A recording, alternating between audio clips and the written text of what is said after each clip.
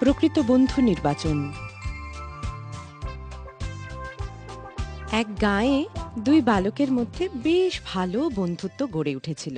একদিন তারা বেড়াতে বেড়াতে একটা বনের মধ্যে এসে পৌঁছল। এমন সময় তারা দেখতে পেল একটা ভালুক তাদের দিকেই আসছে। এই এই দেখ দেখ দেখ দেখ, একটা ভাল্লুক আমাদের দিকে আসছে রে। ওরে বাবা, এই ভাবিস কেন? পালা রে, পালা পালা পালা। দুই বন্ধুই প্রাণ ভয়ে পালাতে লাগলো। ওদিকে ভালুকটাও পিছু ছাড়ল না। বিপদ সঙ্গীন বুঝে এক বন্ধু একটা গাছে উঠে পড়ল। আর আমি ভাল্লুক ছুতে পারবে না। আরে আরে বন্ধু, তুমি আমাকে ছেড়ে একাই গাছে উঠে পড়লে। আমি তো গাছে উঠতে পারি না, অন্তত আমাকে একটু টেনে গাছে উঠতে সাহায্য তো করো।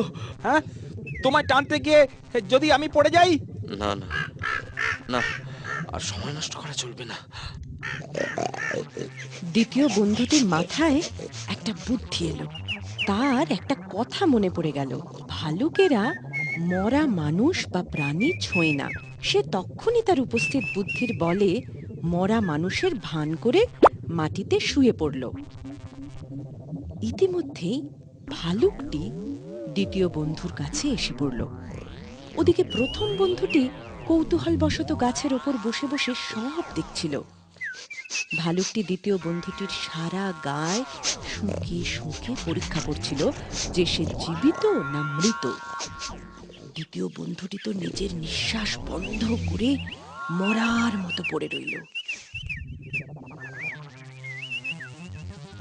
আরে আরে, ভালুকটা ওর কানের কাছে মুখ নিয়ে কি করছে? ভালুকটাও কি কিছু বলছে নাকি? অবশেষে ভালুকটা দ্বিতীয় বন্ধুটিকে মৃত ভেবে চলে গেল। এই যাত্রায় বোধহয় বেঁচে গেলাম।